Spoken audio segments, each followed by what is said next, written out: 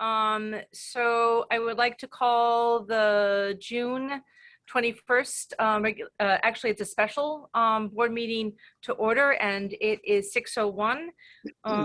And the first order of business is for the Pledge of Allegiance. And this is the part that gets so difficult because we're all on screen. But Susan, do you have any you know what, Phil, you're in the middle of my screen, so that's Go, Phil. Could you start us off in the Pledge of Allegiance, please?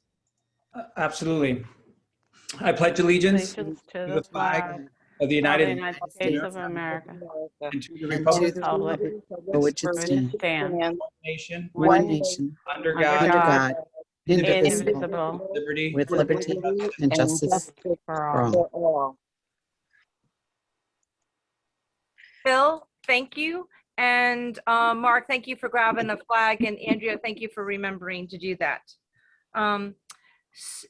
We are now on to our recognition of visitors and guests. And Susan, would you like to kind of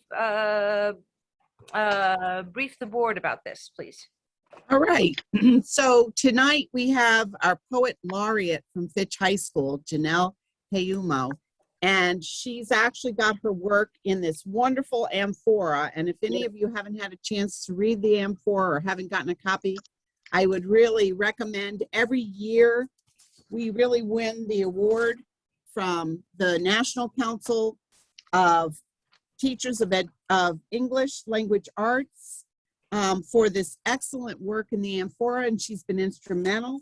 She has a few poems in there, and she is our honored guest, and I look forward to hearing her recite one of her poems, and would love to turn it over to her just to share a tidbit or two. I know she's just graduated. Hello. Hi. About your experience as a writer and as a poet. Tell us a little bit about you. So I'm Janelle, as Ms. Austin said. I graduated from Fitch, and I really like poetry, and I never really focused on it until this year, I guess. I'm going to Clark University, and I'm going to be majoring in English, and I hope to be an English teacher one day. Yay, come back and see us when you're ready. Yeah. So I was commissioned this year by Miss McKenna to write a poem for our graduation. And so this is the one that I've chosen today. It is called Out of the Woods. Out of the woods. Into the woods, a 4-year journey, something familiar, something unknown. The dirt paths diverge then fade to nothing. Where to go? Go left, go right, turn around. Trees tower at every turn with untapering, tangling knots concealing whispers around every corner in sulky, shifting eyes. To move through the woods is to master the grooves of the trees, see through and crawl in darkness until sunshine peeks through oak curtains. That's when the woods are nearing its end. No more will there be the toils of tripping over tangles and roots. No more will there be the strife of aimless wandering through never-ending woods. Now the sun is higher than ever in this endeavor, and it's time to go out of the woods and into the world alive and breathing. Thank you. Oh, what a poet can do. I tell you, well, we just so appreciate that. And we're so proud of you, and just the best wishes ever. I don't know if any of the board members would like to speak to you, but I am certainly grateful. So thank you. Thank you for letting me come. Thank you so much. It was just beautiful. And Clark is a wonderful university. Thank you. I agree with Lee. Clark is a wonderful university, and for all of us in the psych business, it's the only place that Freud visited, but that we won't go into. Janelle, I'd like to tell you what a wonderful poet you are, just fabulous. And I wonder if you and I could get together in a little bit of a literary clique, if you will. And maybe if you have other friends who write poetry. But I do this with cadets, and I do this with some of my professional colleagues. We have little writing groups, and I'll send you some of mine, and you'll send me some of yours, and we'll talk about them together. And have you ever heard of the poet Lawrence Ferlinghetti? I'm afraid I have not. Okay, he just died this spring. He was 103, but he was a big influence on my work, and that's happened since, all the way since I was in college, and up to now. So I'll send you some of his so you kind of get an idea of how he thought. I think you'd like it, and maybe you and I can get together on Zoom and share some of our work. Okay. That sounds like fun. And don't forget to come back and visit us. Yes. Even I if you'd like to definitely come as you start your teaching career, or even before, and work in the summer. We often have summer schools, summer camps, and all kinds of wonderful opportunities for budding teachers to take advantage of. So come home when you can and let me know. Thank you. That would be really helpful. And Janelle, the two women who responded, both Lee White and Andrea Ackerman, are our writers of the board. Yes, they are. Lee actually has written for years and years in our local newspaper, and still does for the Groton Times. And so for two of them to jump in and to say what beautiful work, I trust what they have to say. However, for me, it was absolutely beautiful. And thank you so much for sharing your talent with the board and being willing to kind of come in and read to us like you go, and got, wind speed on your way. You were just fabulous. Thank you for sharing. Yes, thank you, Janelle. Thank you. All Have a right. great summer, Janelle. Thank you. I hope you all have a great summer as well. Thank you. Thank you. And thank you for your reading. That was wonderful. This is the way we need to start every board meeting with our students' voice. That is great. So we're going to move on. Janelle, once again, thank you very much for showing up for the reading. You're more than welcome to stay on if you would like, but you don't have to if you don't want to. I'm afraid I have to leave, but thank you again for letting me come on and speak. Okay. Bye. Bye, Janelle. Bye. And Kim, you're just a little hard to hear. I don't know if other people are having a I hard know, time. I am having Yes. trouble too. So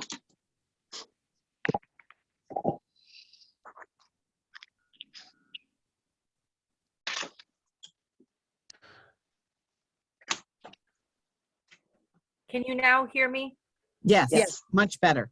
I am sorry, there is someone who's power washing next door and I was not able to hear anything. So I put my earbuds on, but that does compromise my microphone. So I apologize. And I think he has stopped for a little bit. So I'm hoping it will be fine.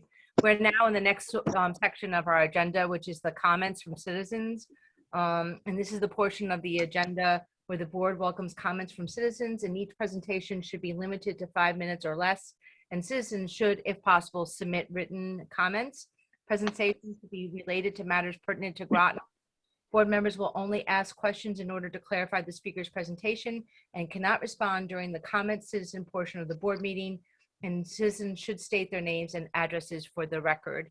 Miss Joan, do we had anyone that had signed up? Not with me. Okay. I see someone. Yep. So it says Josh on your screen, but I will recognize you and I am sorry. Welcome. Hi, thank you. I'm putting my timer on. Thank you very much for giving me the opportunity to speak. I'm actually Sarah Fournier-Hillman, Thank you, Sarah. and I live on Pearl Street in Groton, Connecticut. I am a current parent. I have a second grader at SB Butler, who I actually withdrew this academic year to homeschool. My husband and I had to drastically alter our livelihoods in order for me to be able to do that. There were several factors that went into that decision. One of the biggest factors was the mask mandate that was in place for this academic year. which is why I'm here to speak to everybody tonight. I would like to state that I am in adamant opposition to the mask mandate, especially going into fall of next year. And so that's why I'm here tonight. I also come to you as a board certified physical therapist with a doctoral degree. And a huge part of my professional career is teaching people how to properly breathe. It's a huge part of our well-being, our health, and our ability to function. And it impacts every aspect of our life, especially our mental health, right? Whether or not we feel depressed or anxious, our emotional health, things like our mood, our self-esteem, how alive we feel, like Janelle just spoke about in her poem, how alive we feel. And then of course our physical health, our cardiovascular health, our skin integrity. Think about the kids wearing masks all day long, what's been happening around their faces and their noses, our immune health, and our oral health. I don't know how many of you heard about the results of the study that came out by some parents that sent masks to be tested in the state of Florida after their students wore them all day. But the results were astounding. They came back with a host of malignant bacteria, things like Borealis, which causes Lyme disease, tuberculosis, the staph that causes sepsis. They were horrible. It was really bad. And I can make all of the things that I talk about tonight available, all of the citations that I use. So I will do that after the call if anyone's interested for talking points. And so the bottom line is our students can't breathe. The kids can't breathe in the masks. They cannot wait to get off the bus and rip them off. I know that there are some students that say they don't mind them, and that's perfectly fine. But think about the conditioning that has gone into this for the last year. And so I'm going to read some of the data points that I've put together for Groton specifically. One of which is that there is no current public health crisis that justifies masking the kids at this point. There have been 8 cases of COVID in Groton in the last 2 weeks, and 13 and 20 in the previous 2 and 4 weeks, respectively. This is directly from Ledge Light Health District. And so if masking children is to protect the kids, what we know now after living through this for more than a year is that the symptoms of COVID are not affecting our children nearly as drastically as they are our populations that are at most risk. 4 kids between the ages of 0 and 19 have died in the state of Connecticut. That's a fatality rate of 0.00014%. So our students are not getting this and dying from it. And if it's to protect our adults and teachers, Groton vaccination rates are approaching more than 50%. And the recovery rate, if you're under 65 and healthy, is between 99 and 99.75%. So is it really fair to ask all students to wear masks to protect you the other 0.25% of getting COVID and recovering from it? The other major point is, what are we going to do with the alarming data coming out of the psychology and psychiatry units in Connecticut for rates of children with serious mental health concerns, including suicidal ideation, suicide attempts, eating disorders, behavioral health crises, and then the not so bad ones like generalized anxiety disorders, panic attacks. I've heard stories from all of my peers, other parents whose kids are coming home after going to the nurse for panic attacks, headaches, not feeling well. And it's not right to continue to ask our children to do this. Another mom in the state of New York who's fighting this there said, imagine if we asked a bunch of dogs to go into a room and masked them in 80-degree weather. What would happen? We'd be taken away and arrested, right? How can we do this to our children? It's child abuse at this point. We cannot ask them to carry the weight of this pandemic any longer. And so I implore all of you, please, to use your positions. We cannot wait from guidance from the state of Connecticut. It's not going to come. We've got to join other districts like Old Saybrook, Old Lyme, Southington, and say, Groton is not going to make masks mandatory in the fall. It will be optional. for the students and families who feel that they need to continue to do that. And we've got to take a stance. I know it's going to be hard. There's a huge group of parents getting together on social media across the state of Connecticut to make sure that we can do whatever we can to fight this, and also to support all of you who have to make this hard decision and stand up for what's right for the students. So whatever we can do as a group to support you in this, we will do. And we've got to stand up for our children. You all are in no bigger of a position at this point to make a huge impact directly on our children than you are right now. And so that is what I ask of you. Thank you for your time. Thank you, Sarah. I appreciate that. And I know that you did send us a letter earlier on today, I believe, and I will make sure that that our clerk gets that for the record too as well. And if you would like to add any of your talking points, please send them to me, and I'll make sure that they get to Joan, which then gets them around. All right. Thank you very much, Sarah. Excellent. Thank Can you. I also add, Sarah, that we will be talking about the safe return to school later on in this presentation. Dr. Phil Piazza will talk about it. So please stay around or watch the recording, because I think you'll be pleased to see what we're thinking about. Thank you. You got it. Are there other people who would like to address the board?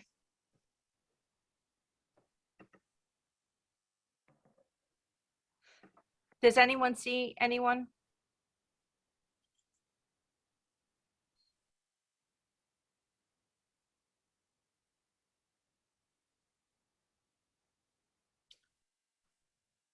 All right, hearing no one else. And Susan, I'm assuming that the response from does anyone else have a response? But we will be hearing obviously from Phil a little bit later on in our meeting. All right, hearing none, I'm moving us on. Student representative report. I don't see any student here. So, Oh, but we did hear our Zay, who has been with us for a couple years, and he did a marvelous job at graduation with his speech at the end. If you didn't get to see it, Mark is putting this together and we'll be uploading it onto the website. So if you weren't able to attend, please watch the graduation. Our students did a marvelous job. They did. They did. They really did. Mm-hmm. So if no more responses, then I'm going to move us on to the superintendent's report. So Susan. Okay. So I wanted to share with you, because I was kind of reflecting and capturing my reflections, and I put some words together in my own poetic way. I don't know. Can you see this? Is it big enough? Yep. When Yeah. I was reflecting about this year and all that's been accomplished and what this board has accomplished in the last 7 years that I've been here with you, this Groton 2020 kind of showcases. So I was just kind of thinking about the things that have happened. And so with Groton 2020, we opened the brand new Groton Middle School this year. That was no easy feat. You remember that we were still, coming in and moving them in, in the beginning of the school year, and had to do a week of remote learning because of that. And finally got everything signed, sealed, and delivered. New schedule, new almost everything for them, bringing 2 schools together. And that's historic. I talked about that at the promotion for Groton Middle School. They are part of history that we took the West Side students and the Cutler Middle School students, and we have the one middle school.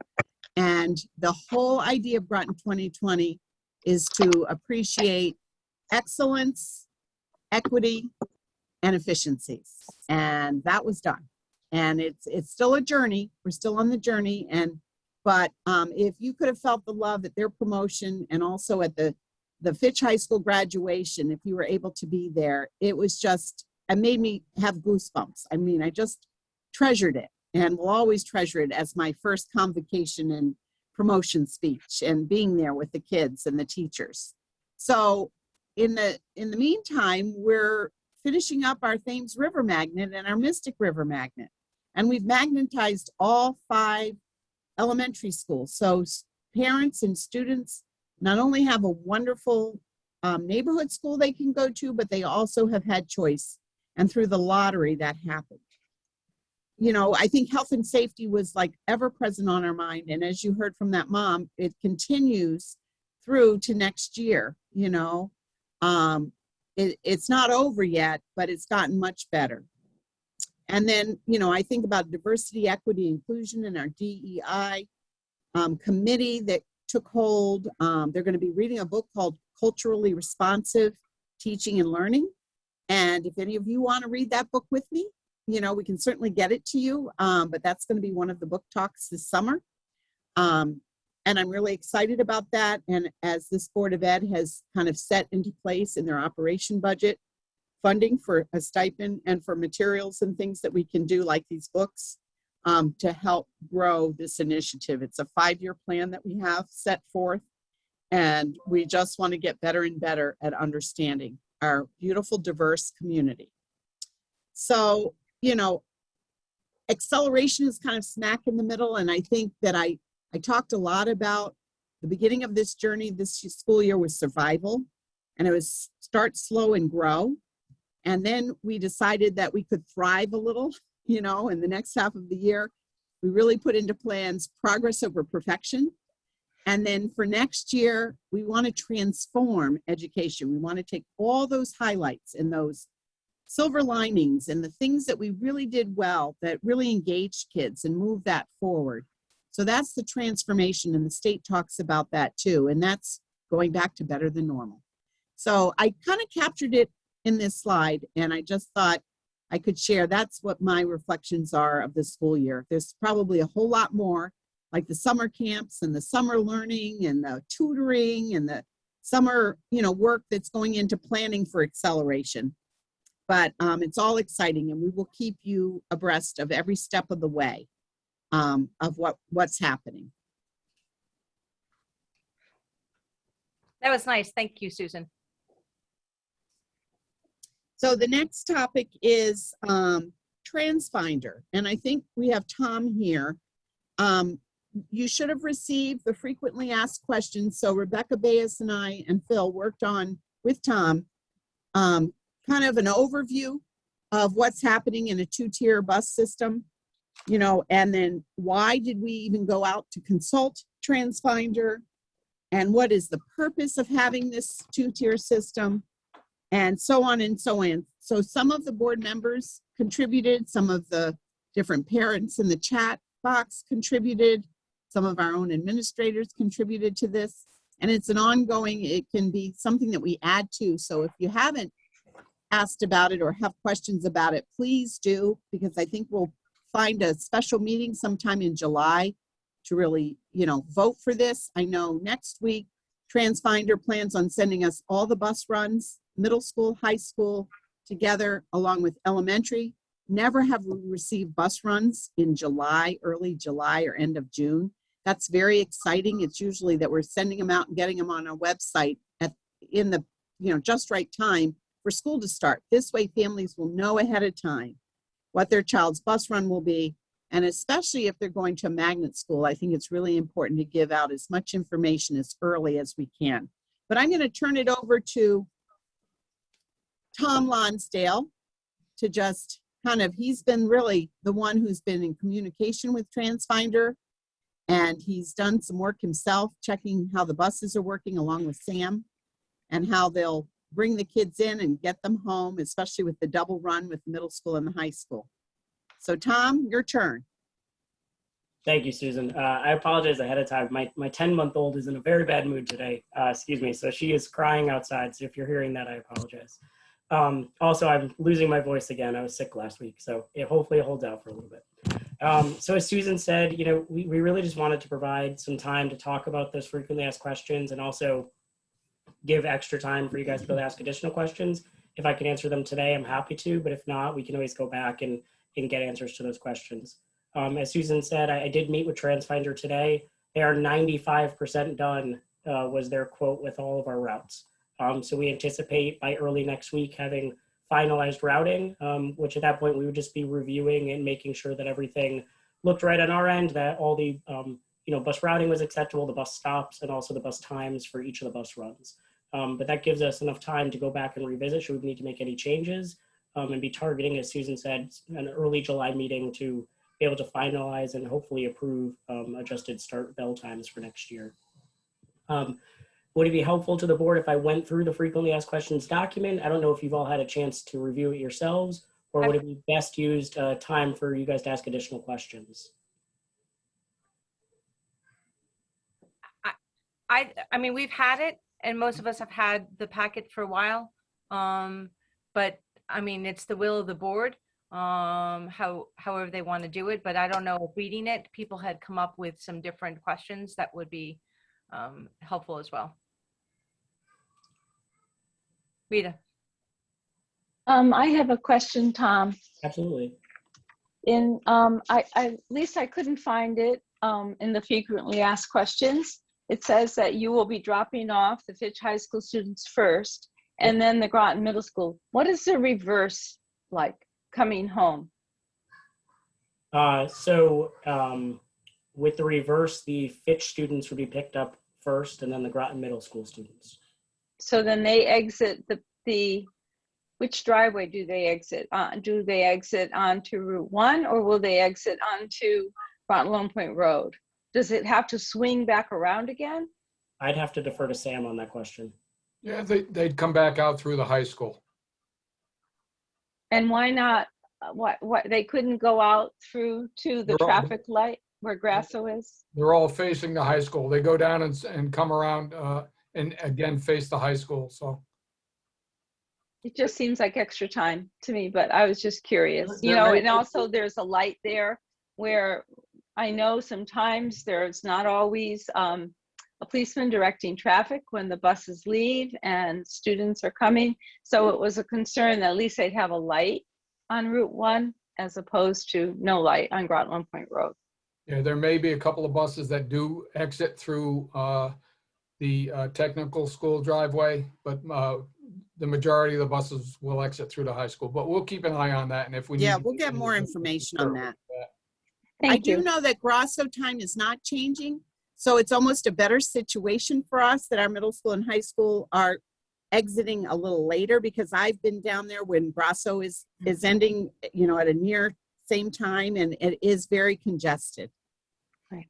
So we have to pay attention to all those things. Thank you. Thank you. Sam, was there anything else that you wanted to speak about with regard to this? I know you've ridden the bus yourself with a bus driver to try it out. No, I think the last time we spoke all together, I said that we would work with the police department to ensure that we have traffic control as they exit the high school.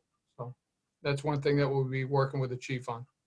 Yeah, I think both at entry and exit times, it's really important to have safety measures in there because people are trying to get to and from work themselves. So thank you. I also thought, there was no one exiting graduation. There was not a policeman there, which I thought was very unusual. Usually there is someone there when people are leaving Fitch after graduation. So I'm not sure why, but it would have been nice if there was. Yeah, I'll put it on our list of things to remember for next year. Yeah, well, usually. I got out early, so I didn't even notice it, Rita, but I'm sure later on it was probably tricky. And, at one time, someone from the Board of Ed actually, and the assistant superintendent, I believe, met with the town manager, the mayor, and the police chief, and they would discuss, they'd have like a monthly meeting or every other month. And that was like when things like that were brought up.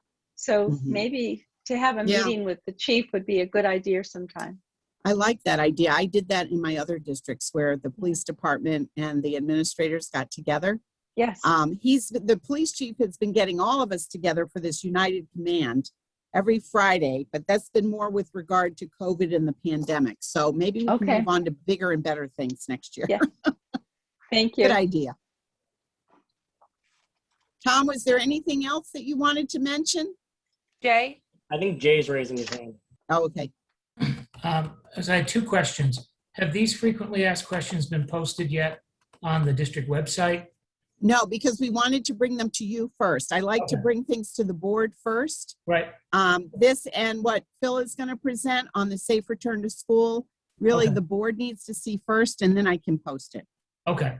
And then secondly, this might be a question more for the registrar, but do we have any information on how many last minute registrations we usually get in August? Because I know that we usually don't post the bus schedule until just days before school. Is that because of late registrations?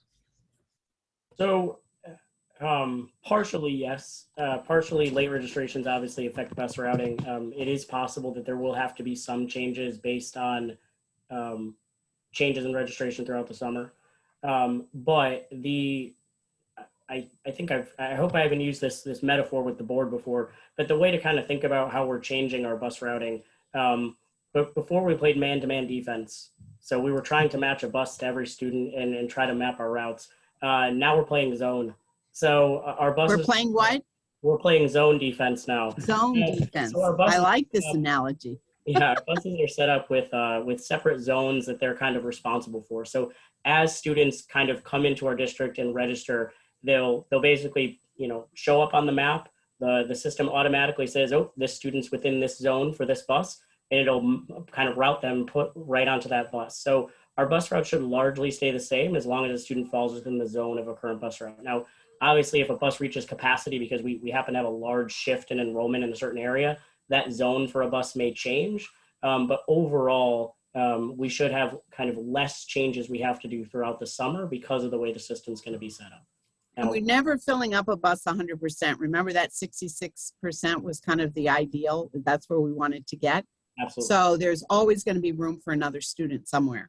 So I think your point is taken, but I think sometimes it's just, there are some last minute changes and they don't want to put it out until it's all done. But we feel like with the way we've looked at this efficiency report, we can put it out. And even if there are a couple students added on, it won't make a difference, that there's still room. Absolutely, Susan. Thank you. Any other questions? But as they develop, funnel them to Susan so that she can then get those questions. Thank you. Yes. And even if there are parents who are here or listening, they can put it on the chat. And we might be able to, along with our frequently asked questions, Tom, put a survey or something so parents could ask additional questions if they have it. Thank you. So my third topic is the board retreat. And so you saw the attachment from Mary Broderick. This actually came up through the Board of Ed, and I think it was at a COW, when you were talking about what should, actually it was our special meeting when we were talking about retreating and what should be our next step. So it was actually our board who said it would be really good to be able to look at that self-evaluation and to set some goals and maybe to have Mary Broderick. So with that being said, with the communication that I was receiving from board members at that meeting and reviewing the agenda and the minutes, we did reach out to Mary Broderick, and she did have some times, one in July and one in August, that she was available. She did send a proposal. I was able to reach out to the Nautilus Museum, and we even can go into the torpedo room on the main floor. So it can kind of be a little Nautilus history for all of us, which is near and dear to my heart. And certainly I had said when we were making these plans, I said to the new Lieutenant Commander Sutton, who's overseeing the Nautilus, that our Board of Education is so devoted to the children of Groton and our military children, and always have been. They understand the compact. Groton was one of the first to start the military superintendent liaison and efforts for the compact. So I said, there's nobody who really cares more deeply, I don't think, than this Board of Ed. And so he certainly appreciated that. And he said, you can have the classroom, you can have the torpedo room, whatever this board needs. So we do have a nice space to go to in July and August. So I'm going to leave it up for you all to discuss this. I think you saw the proposal. you know, I think visioning is a good thing to do. While we might have some new board members coming on board, this board has been together for a while, so I would really appreciate your thoughts and ideas now, you know, and then we can always come back together again in the future. So that's all I'm going to say. Liz? I'm referring back to that last meeting, and I remember that we had said something, some people said, you know, we had the July date and an August date, and I didn't say anything because I thought maybe I missed something, but I went back in my emails and went back all the way through, and I could find nothing about an August date. And then when I got this paper we got this proposal, it doesn't have an August date. So I guess my question is what's the August date, or hasn't it been set? I don't think it's been set. Okay, thank you very much. I think Joyce did put something on my calendar. And I think it was in replacement of the COW. So remember when we said this summer we were only going to have one COW and one regular board meeting, and then our curriculum meetings, policy, and finance as we needed them. So I do know that for sure the July is that week of the 16th, which would have been a COW. And then in August, I think, I don't want to misspeak, but I think it was the 16th, which was the second COW. I have heard from a lot of people that they're concerned because of the potential of having so many new board members, and then, you know, it's a whole new board, whatever. And my thought process around that is, we can do whatever we want to. I think it's still important for us to get together. It's been a long time since we've been together as a group to kind of think things. And I just think a board self-eval makes a lot of sense. But there might be another way for us to do that. If we have that many new board members, I just think it's so hard to learn all the mechanisms that happen in a board and all the people and all the players and all the whatever, that it might be nice for there already to have some vision work already done. It doesn't have to be completed, but at least the start of it, so that people are not having to adjust to the nuances that happen of just being a board member and the Board of Education. But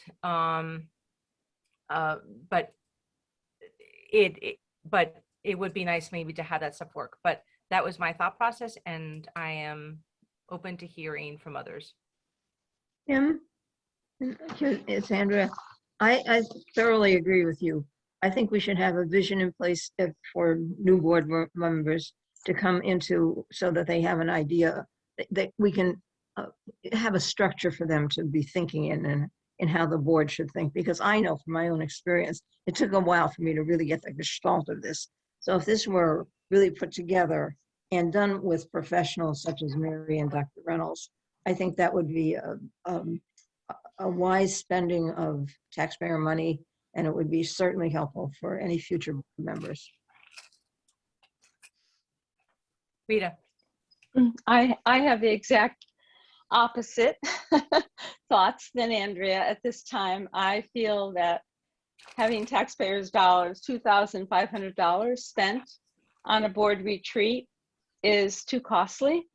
Especially these same two people are going to be presenting at the National School Boards Association meeting, and they also did it last year, and they're going to do it again in San Diego next spring.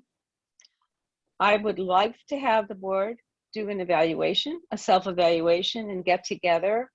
It has been a long time since we've all been together in one room. But I don't feel that we need these two facilitators at this expense. If it was less, I would be for it. But to me, it's just, I don't know why we have to pay for two. We asked for just Mary. I know Jack Reynolds, he's a very fine person. But I just think it's way too much money, and I'm all for a retreat. And I would like to wait, if you want to hire somebody, until we have 3 or 4 new board members, because that's almost half the board. It could change in November. So I think those are my thoughts. I'm all for a retreat, but I feel we can do it ourselves. So that's it. Lee and So I Jane. won't be voting for it.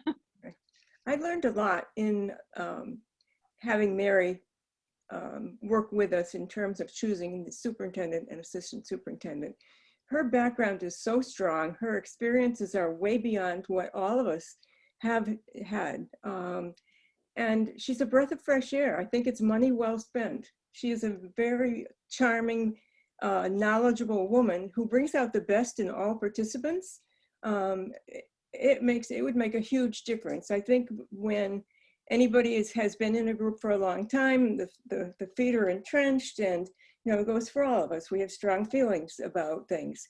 Well, what I experienced was seeing Mary come in and ask questions. She was not dogmatic at all. She brought out the best in all of us, and as a group, both teams made decisions after learning a lot and problem solving together. So even if I were going to be staying forever, I would say, please bring her in. She makes a difference and helps transform any group and makes it stronger.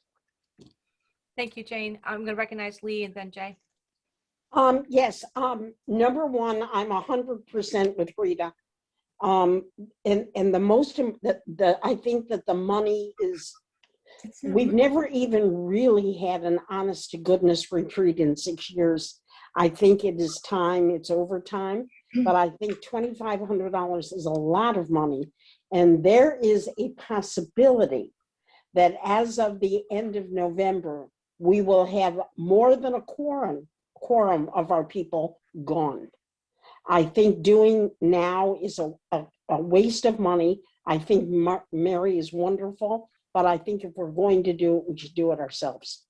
And I will be voting no. This is not coming to a vote, guys. We're just having a conversation because we've heard so much of just. So, and this is just remember, this is just a proposal. Jay. And then Rosemary. And I have to say that I was all for having Mary for this retreat. I still support the idea of a retreat, but I cannot support this amount of money. So I now withdraw my support for that, and I agree with Rita and Lee. Rosemary. I thoroughly enjoyed my time spent with Mary, and I would love to do it again, but I don't think we can afford it. And I think I agree with everybody's proposals. I think we need one. I think we need to do something soon, but rather than wait. But it's too much money at this time for our town. Dean and then Andrea. Andrea, I'm recognizing Dean first. Thank you. Yeah, Rita said it best, and so I'm with Rita and with Lee on this one. And there are some that might say, well, it's only $2,500. It isn't really just the money, but it's because our budget is so huge. What's $2,500? But it's the kind of thing that you got to watch the pennies sometimes. Now, I would say if we're really keen on it, what we do is we say, what's 2,500 divided by 9? Let's all chip in and pay for it ourselves, right? Maybe we won't be so keen on it. I'm a little jaded when it comes to things like this. I mean, I've run into experts and consultants that have done whiz-bang jobs, and I'm not hitting on these people at all. I haven't met them before. There is something to be said for maybe waiting until we know what the board's going to look like. It's June. We're almost into July. Maybe we see. We do have a lot of experience on this board. It's not like there are 9 neophytes. I'm probably the newest person here. It's hard to imagine. I guess I'm a little old-fashioned. Hard to imagine that we can't figure out ourselves what it is we're supposed to be doing here. I mean, why do we want to be on the board to begin with? But is it nice to hear from somebody else? Sure. I'd almost rather kibitz with another board of ed, frankly, for free over coffee. Andrea? Coffee's not free. Well, I'll buy it. I'm just wondering, Susan, Is there any money out there for professional developments of boards? Well, we do put money in the operation budget for our No, Board of Ed. I don't mean that. I mean, is there grant money out there for? Well, I'm not sure. I think that even with the ESSER fund, when you think about us going through COVID and coming out again and our work together, there could be a point that, and I can check this out, if there would be funding through that, that would help provide the support. And I can see it happening now, I can see it happening later. But I just feel like this Board of Education has so much know-how behind them, and you've been together for a while, that you would be a good group to help set vision and before new folks got on, you know, and to have those conversations. We could do it ourselves, you know, and Phil and I will join you, and we're going to be at the Nautilus, and, you know, we can do our meals, and I think it's going to be great no matter what to come together. But I did, you know, the reason why we reached out to Mary was that I was hearing at that meeting, the planning meeting, that people were interested in having her. So whether it's now or a later point, I can check into where that funding source could come from. Is there any other source besides what's in place now? Is there any new things that I think it's Rebecca, right? Which one is our Shannon? Shannon, I'm sorry to share Shannon, but is there something that she could look into for professional boards, development of boards of ed? That might. I will check with her. Okay. Absolutely. Break so the if horn. It doesn't happen now, it could happen in the future. Yeah. I mean, even like to go to a national board conference. I know Rita gets to go because of her Learn affiliation, but it might be something that others would like to go to. Oh, I highly recommend going. I'm gonna recommend okay. Liz first, and then sure. Fine. Thank you. I've been sitting back and listening because I've been kind of on the fence on this. I do see the necessity of having a vision statement of something of the vision that we need to develop. However, I don't think that we need to necessarily spend $2,500 and have Mary, and I really do like Mary. My first experience with her was with, you know, the hiring of the superintendent. However, I was thinking, could it possibly be, would it be best in our interest that we sit down and we figure out what we're doing first, and then maybe later after the election, is we have a retreat? Because quite frankly, it might be a better time that when we have the new board, which will be more vested, they will be here for at least 2 more years, that we have people available that we can sit and really hash out, okay, what's now the vision of the board? What's the one we want? Where have we come? Where are we going? You know, I'm not saying to shelve it. I'm saying let's set the groundwork in July, and then maybe after, you know, some time, do the retreat when we have the next board has been seated. Thank you. Liz, thank you. Rita. No, I was so pleased that Susan mentioned about other board members going to the National School Board meeting. Our board usually had always in the past supported 2 people going to the National School Board. And again, you know, Mary and Jack could also be presenting this at CAVE. I'm not sure of that, but if it was at the CAVE conference in November, it would be great. And my other question is it possible to ever reach out to Mary and ask if it could just be her and not 2 people? So there's no smoke and mirrors, folks. She gave me a proposal and I've given it to you. And right. so that we could talk about it. She brought someone in. We can absolutely say we don't want her. Is there a way that she could bring down the cost? Any and all of that stuff. But it sounds to me, what I'm hearing the board say, which makes a lot of sense, is we need to get together. There's a desire for us to sort of be together as a group. Let's do this. We already have the Nautilus for the July.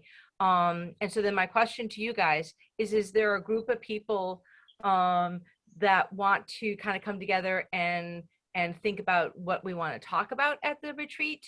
and form the planning committee, or do you want Susan and I to do that?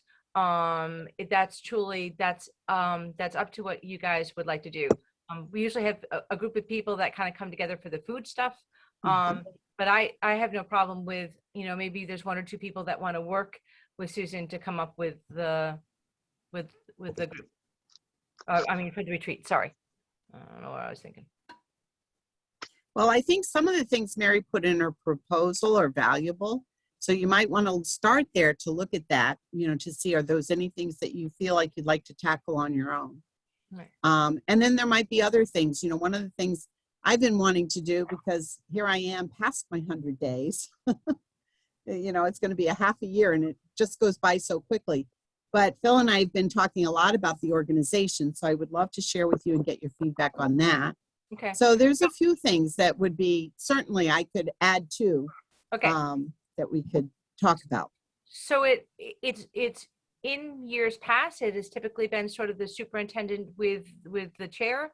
But anyone who wants to come, just send me a quick note and I'd be more than happy to have you guys part of those conversations. Does that sound fair? Okay. Kim, I think this is a really sound approach. I'm very happy with it. I can support this. Okay. Thank you. Thank you, Andrea. And so I will notify Mary that we are really appreciative of the proposal that you put forward, and that we're looking at the possibility of next year when we have quite frankly maybe a whole new board, not a whole new board, but a lot of new members on that. Maybe that's when we would want her leadership, but I will be more than happy to make that phone call or email unless someone else would like to do that. All right. Kim, before you leave, I just had a question for Susan. When you said you wanted to share your thoughts about, and that you've been talking with Phil about the organization, do you mean the organizational chart in the central office? Yes. Or what?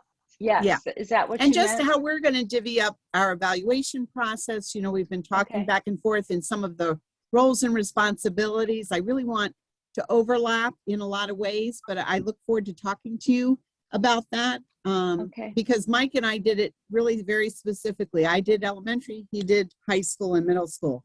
And there are some things that I really would like to work with the high school and middle school on. There's a NEASC report that's coming available, and Phil has wonderful expertise on that. So we're going to share some of these things in different ways. So I just, we're going to map it out a little better for you and just share with you what we're thinking and get your feedback. That's great. And my other question is that the board self-evaluation, I think as soon as that was sent out to board members, it would, be very helpful.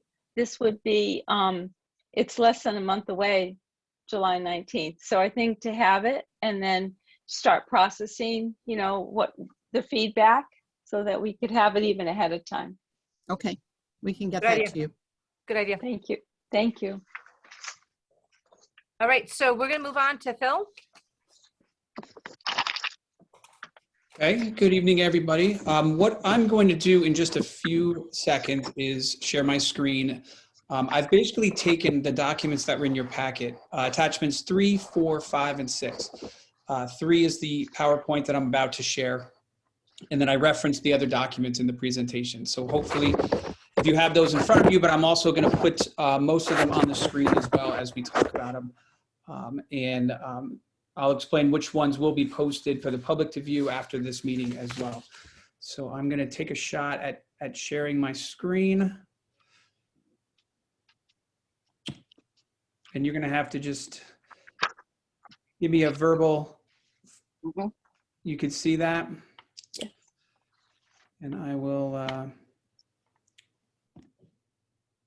get things underway. Okay, you guys can see that okay, right? Mm-hmm. So what I hope to do is just present, a clear and concise, simple introduction to our to the work of our district ARP ESSER advisory committee for you guys tonight. I know that the board might know, but those of you in the public who might not know what everything stands for, all these acronyms. So before we move forward, I just want everybody to understand what everything stands for. Thank you. ARP is the American Rescue Plan. That was designed to invest in mitigating strategies to get students back into the classroom and stay there and address the many impacts that the pandemic has had on our students.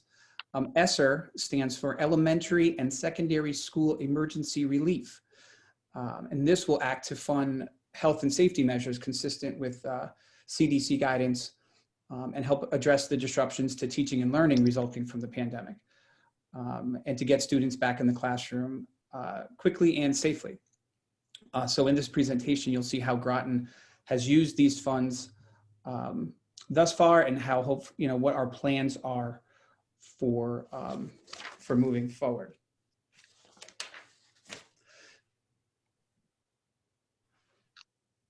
All right, so our advisory committee, this ARP-ESSER advisory committee, is made up of a cross-section of the school community and its stakeholders, including teachers, parents, school administration, district administration, as well as Board of Ed. The goal of the group is for the safe return into school for all Groton Public School students. The process, beginning with our first meeting, which occurred just earlier this month, was to set expectations for the work, gain a strong understanding of the priorities that the state has set forth, and determine and define the outcomes we want to achieve. And then, of course, to develop next steps for the advisory committee to address throughout the summer, and then again as the school year begins.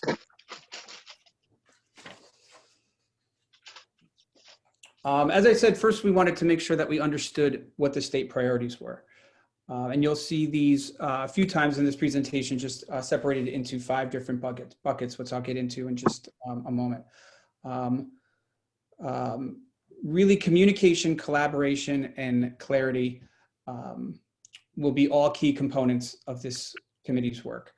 In order for this to work, our students' voices need to be heard, and plans need to be communicated clearly to the school community so everybody knows what's going on. The committee will continue to go to Board of Ed meetings, attend town council meetings, RTMs, to get feedback on the plans as we move forward. The district, as I said, needs to submit a plan as well as the entire grant. That's due to the state towards the end of the summer on August 16th in order to get access to the ESSER funds.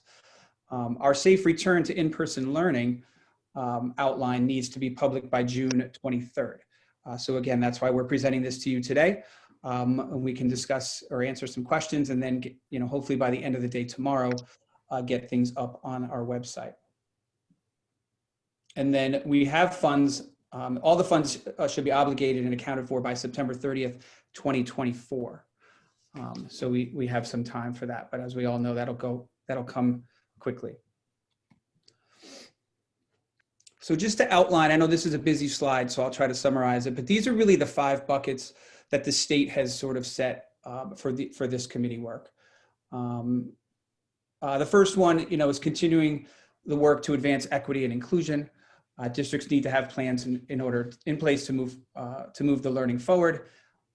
We have coined that phrase, getting back to better than normal, and making sure that this includes all of our students. The second area, the pandemic has reinforced what we've always known, but now maybe we understand it a little bit better, that the education of our students is a team effort. And we do need to explore ways to keep that partnership alive and thriving with our parents, because we have become partners in this, as we have all seen. The third bucket, there's no escaping the challenges and trauma that our students and family and faculty have faced over the last 15 months. So making sure we're providing programs and support services still needs to be an important part of our plan moving forward.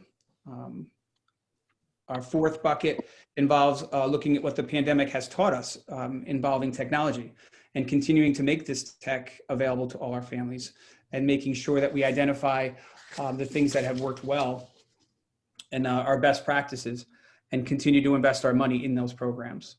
As well, of course, as continued professional development of the teachers so they know how to use this technology to the best of their ability. And the final and fifth bucket is using the funds to continue to ensure that our buildings are safe and healthy environments for our students and our faculty. So the district has used these 5 areas to direct the spending of the grant monies thus far, and it is the goal of the committee to continue to do so.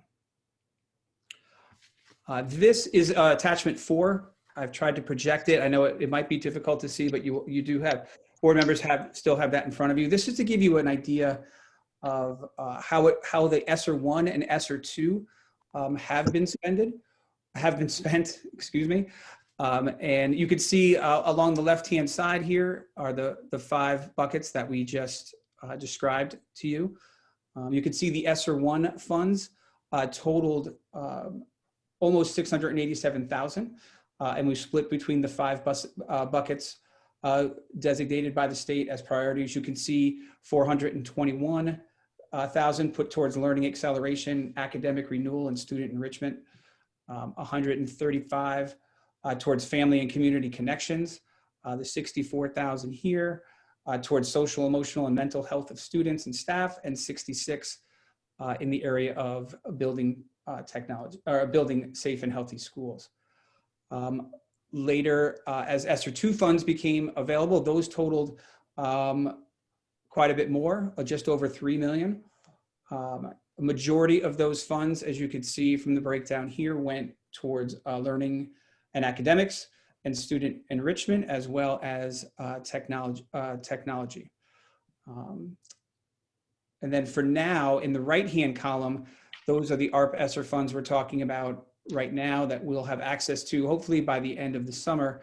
And we simply just broke it down 20% across each of the different areas. But of course, that can change based on the district needs, which we will determine. So Susan touched on this earlier. She was reporting out on how the year ended. You remember, again, as she described, you guys began the journey this year in survival mode, or last year, actually, when we first went home, starting slow and growing over time. The teachers had to fly the plane basically as they were building it. And obviously you guys were, you've talked about how impressed you all were. And I know, we've heard a lot about how impressed we were with the teachers' ability to learn the new technologies, as well as the students and parents' ability to learn how to manipulate them. It really was incredible, across all districts, really. The teachers' ability to bounce back and forth, asynchronous, synchronous learning, to provide the best education possible as last year came to a close. You started the year, September, started moving back, to the thriving, time to thrive mode, pushing forward with academics, balancing it with the social emotional teaching, and moving forward with the idea that it was progress over perfection, knowing that we were all still learning and trying to move forward. Mistakes will be made as long as we keep try to move forward and help each other out. And the work now, as Susan has spoke to, is to transform. We don't want to go back to normal. We want to go back to what we're calling better than normal, using the knowledge we've learned, the best practices and programs, and using them now to support learning better than ever. So these ARP ESSER funds will allow us to do that. Before I move in, towards that attachment 5, which is the state safe return to in-person. This is one paragraph that's right from the document that you'll see, but I just highlighted a few things. So I'll share that in a minute. But this paragraph is part of the plan and describes our district's shift to full in-person learning for all students.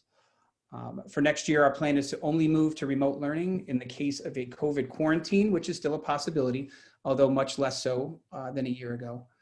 We want real-time engagement over screen time engagement, with a focus on building and growing strong relationships with students and teachers and schools and their families. Maintaining our balance, of course, of academics and social emotional learning while trying to reestablishing our routines and our expectations, and continuing to work with our students on maintaining appropriate health protocols for everyone's safety. So what you'll see there, I'm going to escape out of this and try to bring up that document as well. Don't need to see my email. Can you now see the safe return to in-person instruction? No. So it looks like it's on its way out, the other one, the slideshow. So maybe as long as you've stopped sharing that and then start sharing the other. All right, that's what I'll do. And this is the actual How about now? template that the state has provided all districts to use. All right, so we all have to use this district, and I'll just take it, we'll take it through step by step, okay? As long as you guys can see that, and I'll try to make it as big as possible. Too big. All right. That's So good. the first, they broke it down into these 5 areas here, and they're very similar to the buckets that the state has subscribed: health and safety strategies, continuity of services, public input and comment, a review process in place, and then making sure everything's in an understandable and uniform format. So first and foremost, what a lot of people are interested in are the health and safety strategies. So you can see here, briefly stated, we'll continue to follow our health and safety policies and procedures based on CDC, CS, the Connecticut State Department of Health, and the Legislate Health recommendations regarding all the mitigating strategies, which I'll go over in just a second. We will continue, of course, to monitor health data from our state and local region and adapt our policies as needed. Looking at those mitigating strategies, the first one that usually comes up and the first one that we listed is the universal and correct wearing of masks. Okay. Our advisory committee's response to that is that we will only require masks for students, staff, and visitors should the public health measures require such a need. That, along with, I'll scroll down to our physical distancing, we're going to adapt the same policy where we'll continue our efforts to distance individuals only if the public health measures require such a need. So again, we're all monitoring the different, our parent representative tonight listed some statistics. Those are things that we're keeping an eye on. And as long as it sounds like things are moving in the right direction, so as long as they do, hopefully we won't need to have any of these mitigating strategies in place. The hand washing and respiratory etiquette, and what we mean by respiratory etiquette is just simple, what to do, the proper ways to sneeze. We go over these with our young ones and of course with the older ones as well. Can't hurt.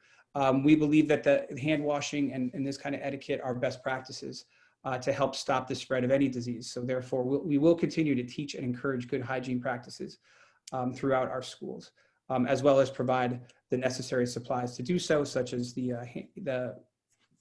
solution for our hands and tissues and so forth. The cleaning and maintaining of healthy facilities, including improving ventilation. Hats off to Sam and his crew. We've said it before, but it's worth saying again, what an outstanding job they've done with all the schools. And this is going to continue. We're also looking to continually improve our HVAC systems. That'll all take place. That's in the process of taking place based on the Connecticut State Department of Ed standards and industry best recommended practices. And we will always continue to monitor air quality as well on a routine basis to make sure our buildings are safe for our kids. Other mitigating strategies that have been in place over the past year and a half are contact tracing. Again, like I said, hopefully we won't have to use these. We're less likely to do so, but in the event that it is necessary, again, we'll continue to follow the guidelines specific to notifying those who are involved and quarantining those that might need to be quarantined. In terms of diagnostic screening and testing, Groton Public Schools will consider providing screening and testing if it's deemed necessary and available per Connecticut and Health Department guidelines. Right now, we don't have that in place, but we will always consider that if we think we can provide something that can help our schools. Can I just add this, that we were able to provide vaccination clinics at Fitch High School for both middle school and high school students in our whole city and town. And we also added the screening before prom and before graduation so that we knew 100% of our students and their guests were either vaccinated or had a negative test when they went to prom safely. So we really made a concerted effort to make sure that this was going to be a safe opportunity so they didn't have to wear their mask and they could dance too. And so we'll, as you can see with it by the next point, and we'll continue to do so, we'll continue to communicate to the school community about vaccination opportunities and provide on-site clinics when available, if we can, and if that needs to continue. And of course, appropriate accommodations for children with disabilities with respect to health and safety policies. Any student with a documented need, we will provide the necessary accommodations. The next part is called continuity of services. It talks about, it includes, but it's not limited to addressing students' academic needs, social emotional needs, and health and food, student health and food services. So we touch on that in these two paragraphs here. This first paragraph is exactly what I read to you from the slide. It just talks about focusing on our move towards in-person learning for all students. The second paragraph touches a little bit more on health and safety, both physical and emotional. Those will obviously remain top priorities for us as our, the committee, the advisory committee, our educators, and of course our board members. Our school-based health program is top-notch. Our school nurses will continue to serve as excellent resources for both our students' physical and mental health, as well as our faculty. And also, we'll continue to use our school counselors, social worker, and psychologists. We know that social emotional learning is a key ingredient to schooling, so that will continue. And in addition to all that, we were happy to find out that we'll continue the service for all students at no cost for breakfast and lunch to all Groton Public School students. So that will continue as well. In terms of public input, like I said, we have members of the public on the committee, and we have, over the course since this pandemic began, we've collected student, parent, and staff feedback through focus groups and surveys and community forums. We'll continue to have this two-way conversation with all groups, students, families, and staff. We'll continue to use boards of ed, PTO meetings, and town bodies to share and discuss all the plans that we have related to COVID-19 schooling for next year. We will continue this work through the summer, and of course, we'll, as our reentry plan continues to take shape, we'll share that with the public. We just I think we just closed up our school climate surveys, and we'll be getting the data from those from the end of the year. So we'll gather input from that. Again, those were sent to parents, students, and faculty as a way to identify areas that we need to improve on and things that we want, things that were positive. We made sure we added that question in to make sure that we keep track of those things that we want to keep around and the silver linings that we found through all this already. And we'll continue to provide the opportunity for public comment at boards of ed and gather input that way. This is a review process put in there by the state, not by our committee. This final date should read 2023. That was a mistake that we can't fix, but they recommend reviewing every 6 months. Obviously, as a committee, we know that it's going to take more than that, but we actually have to report out on these dates officially, but we will continue to do ongoing updates throughout this process. And then the last part, of course, is in making sure there's clarity and that all of our family communities can understand it, making the documents available in multiple languages. Anything posted on our website can be translated into a variety of languages. And we will also look to, continue to, we'll have this video posted, and anything that we have, we've even talked about recording oral presentations of all different important announcements for the school community to make sure the community is informed, the board's informed, and all our stakeholders are informed. So, so again, that and your attachment number 6 is basically just this whole presentation in narrative form. So I'm not going to go into that document as well, but that is the gist of our plan. Those two documents, the one I just showed you, and then the attachment 6, the narrative form, are the ones that we want to have posted by tomorrow afternoon. Are there any questions from the board? I see Lee. I just want to say thank you, Philip. It was an actually terrific. The university would be proud of you. Oh, thank you. And since we went to the same one. And also there is, I am concerned, we are all concerned about whether people are safe or not safe. I would just like people to know that in the past week and a half, I have been involved with groups up to 150 people. And if I was ever, you have the right as a human being to ask if anyone is vaccinated. You have the right to ask before and I have done that. When I am with groups of 8 and 10 people, I will say to them, we are all vaccinated, aren't we? And everyone has. We have that right. If you are concerned as a human being, you may ask the question. Thank That's you. all I want to say. Thank you. Thank you, Lee. Good Liz? job. I'm going to recognize Liz and then Dean. Phil, I want to just emphasize a couple of things, especially for the parents that are listening, is that the mask mandate, of course, is going to be basically lifted unless there's an absolute need. And I think that's really important. The other part I think is important for our families to know is that we will be I'll talk again soon, providing social emotional support, because if you look at the budgets for the ESSER grants, there's an increase in our mental health professionals. So I just wanted to highlight those two things because I think it's important for everybody to recognize that we're really trying to take care of not just the physical well-being of our children and our staffs, but also of the social, emotional, and mental health of our children and our staffs. Our staffs are exhausted, and I commend those who are doing summer school. I think that's crazy, but that's just me. But it's really comforting to know that we're really trying to make sure that we're looking at all elements of the whole person and not just one part. So thank you, Phil, for that presentation. Thank you, Liz. Dean. Thank you. Okay, going back to the mask thing, I want to dive in just a little deeper, and this ties into the public comment from earlier. We did promise her we would talk about this a little more. So the decision, so we're going to be, again, mask free unless, quote, public health measures require the need to wear masks. What do you envision that looks like? An order from Ledgelight, an order from the governor? What sort of conditions are you envisioning, or are you going to leave it open and general like that?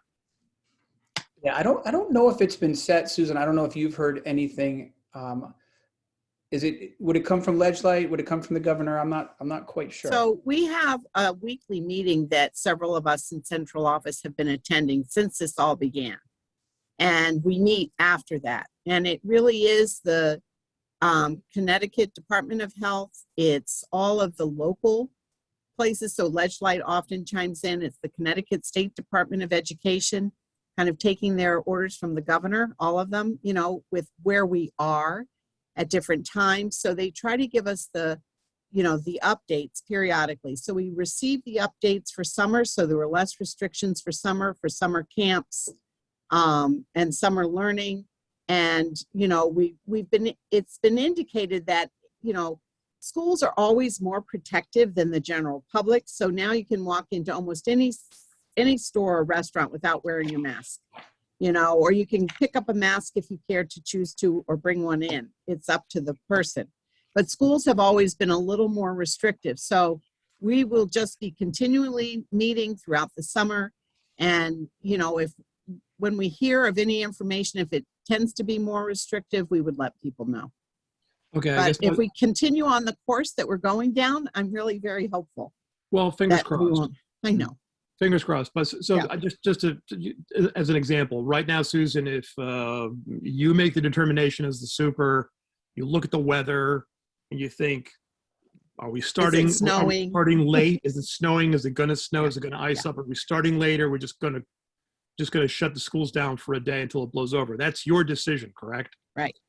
So what I've heard so far is that there are meetings and you hear things, and are you saying that you'll be getting information and then you'll use your own discretion as to whether or not to mandate masks? Or are you saying, I'm going to be attending meetings, or I'm going to be in contact, and I'm going to be told by an authority like the governor that I must mask? So where- we've really make the been, decision? our course has been set by the parameters of the health department. I mean, if I had wanted the kids not to wear masks, there weren't really opportunities this past year. They really had to wear the masks. And for safety side, I was definitely approving of that. But I would say in the case of the snowstorm, not only are there all the weather conditions, but the whole Southeastern Connecticut Superintendent's Council works together to really kind of figure things out together. And of course, Montville and Ledyard might look a little different than BB Cove. So I do have the discretion to decide, you know, even if is it a snow day or is it a remote day, you know, superintendents. But when it comes to health and safety, we really do lean on the Connecticut State Department, but I think we will be able to make choices. So I think it's going to be a lot more relaxed than what we've had to deal with this year. right, but the bottom line is you have discretion in that case as well. Right, right. Okay. All right. Unless it's been mandated somehow. No, that you can't help. That I can't help. Rita? I have, you know, concerns. We are now at a point where we could go into a store if we choose to without wearing a mask and in crowds. Young children are not vaccinated. They will Right. not probably be vaccinated until the end, maybe the end of December for those people who choose to, for ages 2 through 12. I know my grandchildren would never go into a school or a public building. They're 7 and 6 without wearing a mask. And I'm hoping that we really follow the legislate and the Connecticut guidelines on this. It's one thing for middle school and high school. They've had an opportunity to be vaccinated, but our young children have not, and I would not want to put them at risk. There are many long haul COVID symptoms that are coming to the forefront, even to the point of decreased brain tissue. I mean, this is not a hoax. I mean, this is really scientific evidence. So I would be very cautious with our young children in a classroom of other children, just to make sure that they're safe. And my other question is, when we have remote learning, is it still the governor's is letting us, or the education department is letting us have remote learning on snow days? You have that choice. So we can have no snow days and we can adjust our calendar to that at this point. And I think we almost need to. Rita, as you've noticed that the last day of next year is the 17th. So we've already given the teachers the parameters. I know that the hybrid model, which was a super challenge, is really kind of not in the forefront. We're really looking at having identified school substitutes in each building, be the person to be the go-between to get the students' work and to make sure they're tapping base with the remote student, especially if it's a short-term or quarantine kind of period. And for the remote snow days, that would be then the teacher's responsibility because they'll be home too in a snowstorm. And kind of like our Wednesday, it'll probably be several mini lessons in the morning and some independent work. Okay, that's great. And thank you for this. It's very well done and very thorough. I really appreciate it. Thanks. Well, I Phil. think Phil, I think did a tremendous job, and I Yeah. thank our committee because they did this in one period, and we're going to bring them back again and do our next steps. But I think the most important thing that we hear over and over again is we need to get this out to the community at large, and we need to listen. So if there's anybody on who's hearing us and you'd like to put something in the chat box on a comment or a question, I would really appreciate that. And also look for it to be posted on the website, and we'll put up some kind of a Google survey for people to fill in if they have any questions. Because we really do believe in this two-way communication. It's not only the schools pushing out information, it's receiving feedback and then doing something. Our plan really changed based on the team working together in that one morning. And we were able to make modifications based on that. And the plan is to post it with some type of way for the public to communicate any concerns or questions. So we'll try to have that up by the end of the day tomorrow. That's great. Thank you, Phil. Oh, I had a quick question. I know we have a lot of PPE in Groton. We will just continue to save it until to see whether or not we need it. I know we do have a lot. And when you look at how much was spent. So I just didn't know if in the future if we ever thought about donating it, to those who might really need it in other countries. But that's just a thought for the future. Thank you. Thank you, Rita. All right. If there's no further questions, Phil, once again, really nice job of, I attended that committee meeting. So it was the fact that how the two of you kind of got all that consolidated and all that stuff was pretty darn amazing. So nice job. Yeah, it was a great group of people. We got a lot done. It was a really, it was a wonderful group. So I'm going to move us on to. Before you do that, can I just, I've been trying to get your attention. Rosemary, I'm sorry, I did not see you. Absolutely. I am very strongly in agreement with Rita because, as you know, I'm a nurse and I see the worst devastations of this disease and it's horrible. And to not be careful with our youngest children would be for me to be unconscionable. Thank you. Rosemary, thank you. And once again, I apologize for not seeing you flagging me down, but thank you for your point. If there's no one else, then I'm going to move us to Ken. Hi, everybody. I'm going to move us to attachment number 7, which is the object code report. The most current report shows a projected unexpended balance of $8,752.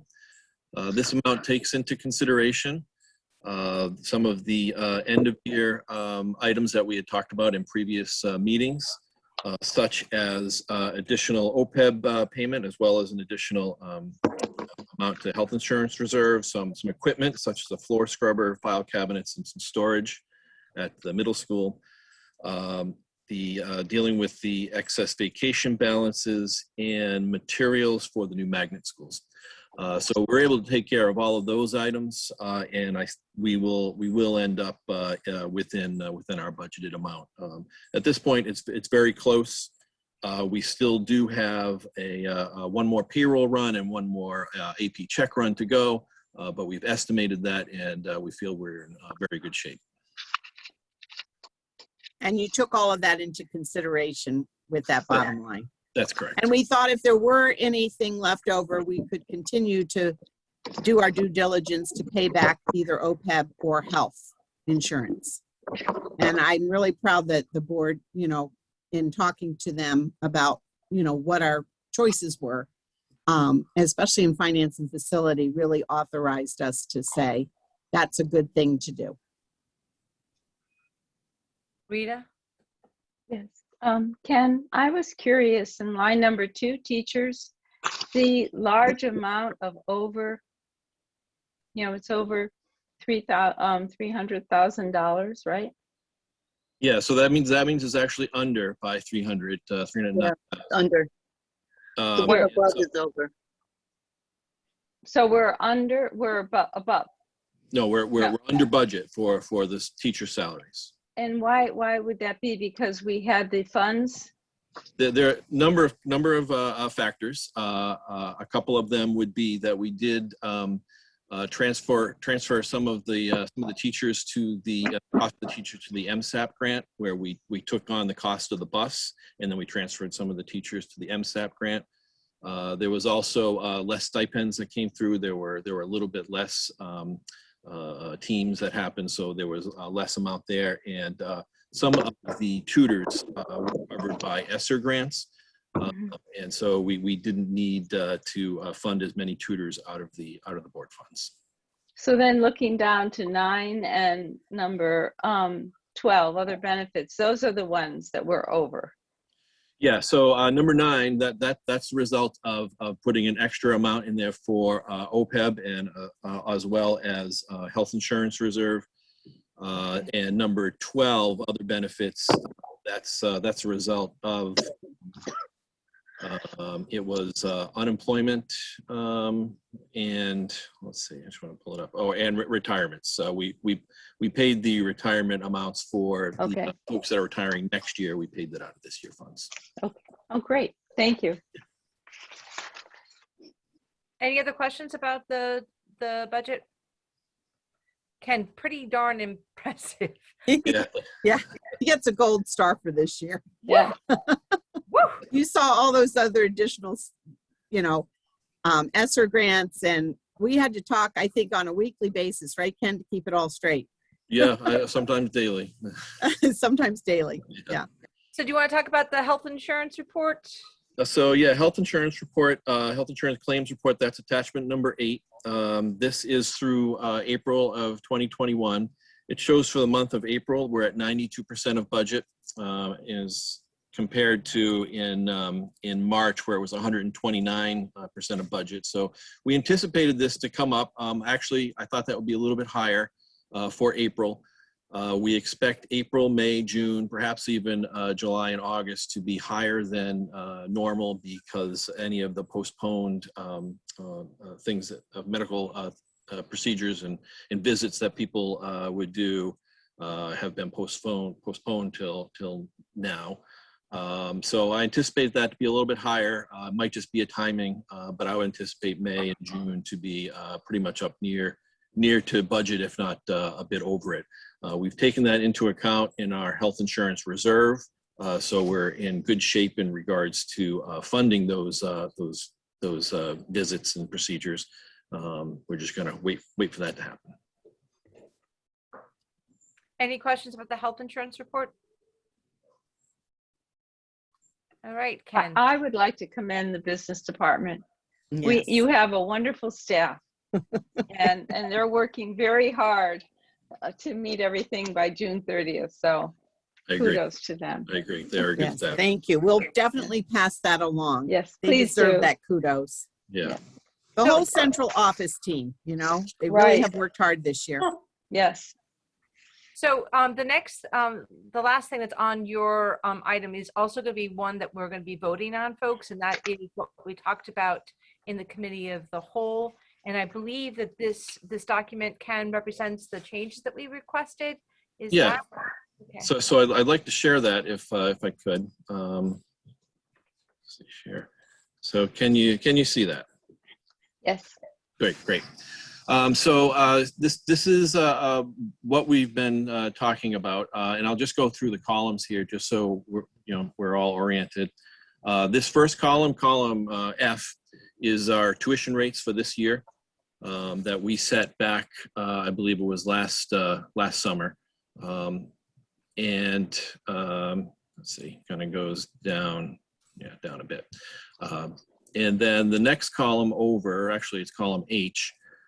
This represents the most recent cost per pupil that we have. So the most recent we have is actually not for this year because we're still in it. It's for last fiscal year, so FY20. And this is the cost per pupil per our EFS. EFS is the Education Financial System, and it's the replacement of the old ED-001.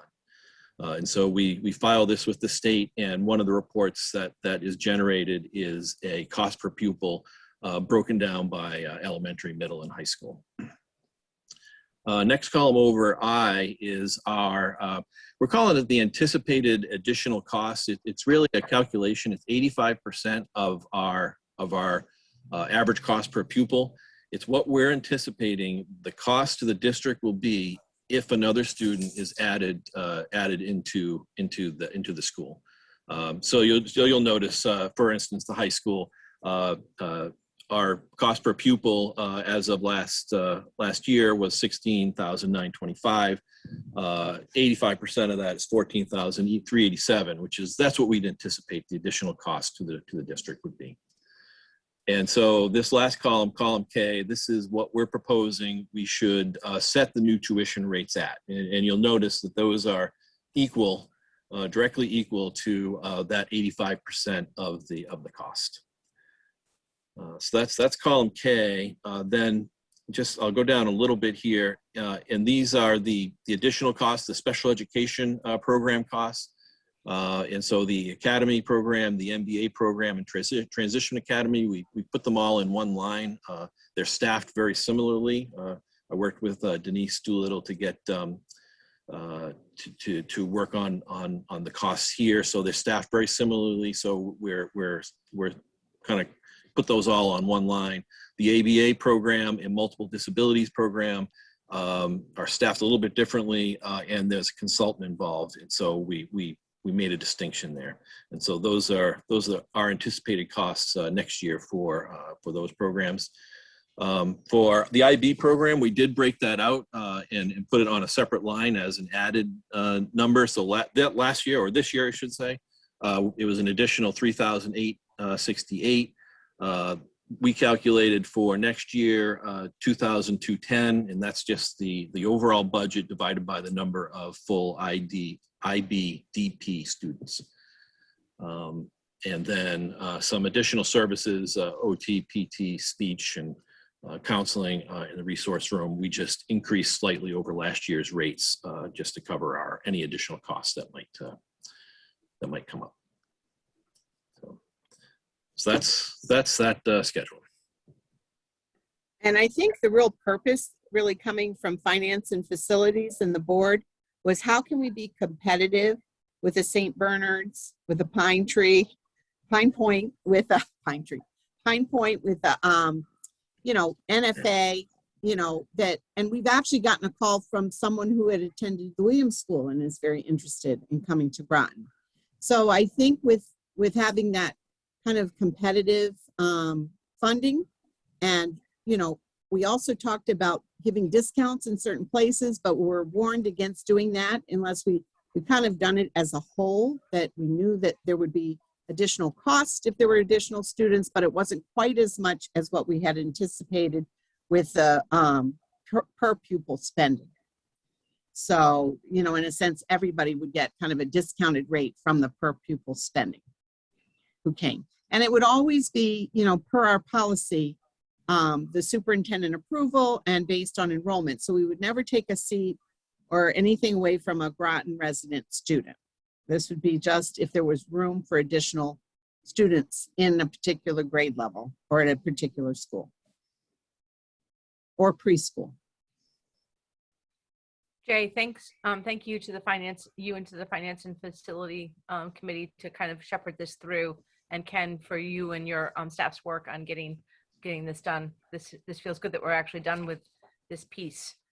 Well, we're not quite done because it has to go to a vote. Jay.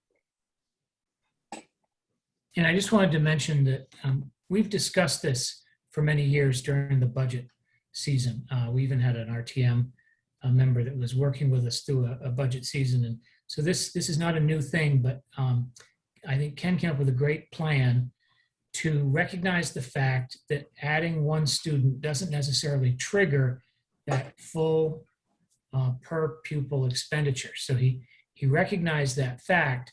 And so these are more realistic numbers that make us more competitive, as we said. With the new schools in town, we are going to have some excess capacity here and there, which Susan will make that judgment. Mm-hmm. And unlike some districts that were allowed to have magnet programs paid for by the state, we don't have that luxury, but we still have people that inquire about sending their students here. And so this will give them the opportunity and allow us to sort of maximize our facilities. Now, keep in mind, the money will go to the town, but we're being good stewards of the assets of the town in using our buildings, the excess capacity of our buildings to generate income for the town. So I think it's a very responsible thing to do. And I know the only thing, finance has looked at this a few times. In the last COW, the question was raised about the IB. I just want to say, before we get to that section, when we actually vote on this, my feeling about the IB is there are certain additional costs that are incurred for the IB students. And I just don't know if the taxpayers would be completely happy with us absorbing all of those costs. I mean, that's just my personal belief, that we need to balance the use of the excess, with the real costs of the IB program, which are not as high as some people have estimated in the past, but still do exist. And so I'm sure we'll have a fuller discussion about that as we go forward. But I just want to thank Ken. He has sat through finance and facilities and spent endless hours on this, and I think this is a good plan, and I'm glad we're moving forward. Rita? And thank you for persevering with this, Jay. I'm excited about it. Yeah, I mean, I think it all looks really good. Just for clarifications. So are you saying that if a junior or senior comes into Fitch and enrolls in the IB diploma program, that they would pay the amount listed, which is $14,387, and then pay for the cost of the test? Is that what is written here? I'm sorry, for the AP program? No, the International Baccalaureate. If a junior or a senior comes in, because they're the only ones that could be in the real diploma program, correct? Correct. So what this would indicate is, yeah, the 14,387 plus the 2,210 to be a full IBDP student. Right. Okay. Thank you. Liz? I just want to clarify, that number is not just for tests, okay? I know, Okay, but all I right, just wanna meant for make sure- IB. But Yes, that's I what you said, and understand. I want to just clarify that for I- anybody who's listening. Right. All right, it's Costs. We'll just say cost, costs. the cost of the IB, yes. Okay. Just wanted to Okay. clarify. Jay? And actually, I misspoke when I shouldn't be using IB as a generic term, because the MYP program is under the umbrella of IB, and I'm certainly not suggesting anything extra than that, because all students are involved in the MYP. This would simply be for those out-of-town students who opt to come in and do the full diploma program.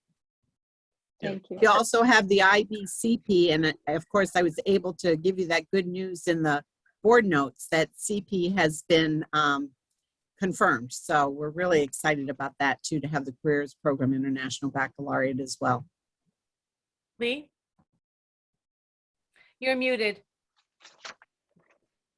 I could be a little wrong, but when it comes to, and I thought it was Fed, the school choice, if a student wants to do something and that school does not do it, I think it may be that the school that is original would have to pay the tuition. I'm not sure that the parents have to pay it. I may be wrong about that, but I'm going to check into it. In other words, if some student and parent want a kid to be an IB at Ledyard, the choice is that Ledyard does not offer it. So I believe that that student could go to Fitch, and I'm trying to write, the Ledyard would have to pay for that tuition. I could be wrong about that, but I'm going to check it in. I'm going to clarify that since you've said it, Lee. There is a moratorium on inter-district magnet. So we cannot be an inter-district magnet, which means that the district would pay the funds for the student to come. We can be an intra-district magnet, which means our kids can be magnetized. But if any student who doesn't rest their head in Groton and have a residency in Groton wants to come to Groton, then they do have to pay, the parents have to pay the tuition. Yeah, I'm only talking about IB. And as I said, I may be wrong about that. I will check it out. But I'm not talking about magnet. I'm talking about, if a kid from Grasso wanted to come and do physics, as actually this happened, I think, a year and a half ago. I'm not sure that the parents from Grasso have to pay for the tuition for taking physics. I'll check it out. If they're Groton resident, they wouldn't have to pay. But if they are not a Groton resident, they would. I could be wrong. Yeah. And I will check it out. Thank you. Thank you, Lee. Any other questions? Because remember, we're going to be having a discussion, a pointed discussion, because this is a motion that's going to be on the floor very soon. Hearing none, I'm going to move us on to committee reports. Policy. I'm sorry, we did meet. We don't have anything for an action item at this point. Thank you. Curriculum. I'll speak for curriculum. Since I chaired that meeting, we discussed the middle school electives, and we have another meeting set for mid-July. Great. Thank you. Finance and facilities. Yes, we met on June 7th. And at that time, we discussed the Transfinder report, discussed the ARP ESSER, and of course the tuition, which we've talked about, I think, in 3 meetings now. Thank you, Jay. You guys have been busy. Learn, Rita. Yes, we had a regular board meeting was on June 10th. At that board meeting, we had every principal from the different Learn schools spoke and gave an overview of their program in the year. We also evaluated the executive director of Learn, Kate Erickson, and we had election of officers, and I was again elected to the executive committee of Learn. And then we had I had an executive committee meeting last Friday where we needed to approve a few different new positions in the organization, the central office organization. So that's it. Thank you. Congratulations on the executive committee. Thank you. Town Council, RTM, and Board of Ed liaison. I'll do that. We met on June 2nd, and Mrs. Austin reported on the town council would like to see the minutes and any kind of reports that Mrs. Austin has for the board, you know, like the weekly ones, if they could be sent to her, that would be good.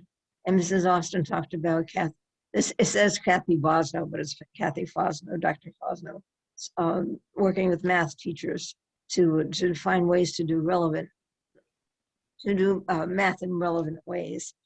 And the town council report was that the mill rate has been set. The city council had no report. The RTM, the budget deliberations are over and it's been sent to the town. And they're talking about the authorized sale of Groton Heights School, and also, I don't know what Mystic Coastal Access funding is, but it has to do with the signage on Pleasant Valley School property. And that's it. You see, I love doing that, Kim. I would ask that we get the weekly report notes from the town council as well. It would be nice for us to know what's going in. There.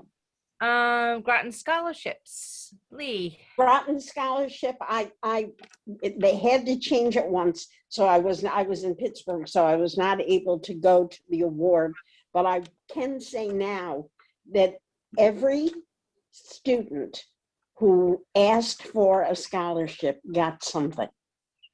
It's a wonderful organization. We will not meet again until October. Nice group.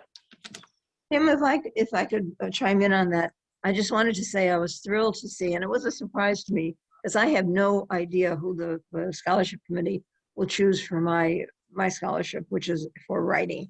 And it went to Fatima Mansour, who is a Martin Luther King scholar. So I was thrilled with that. Thank you so much. Athletic fields, Jay, is there any update? No, I mean, the town council approved the funding to price out the athletic field plan. However, our last meeting failed for lack of a quorum. Thank you. So next, And yes. Did we do the AGSA-GEA? Did I miss that? No. Okay.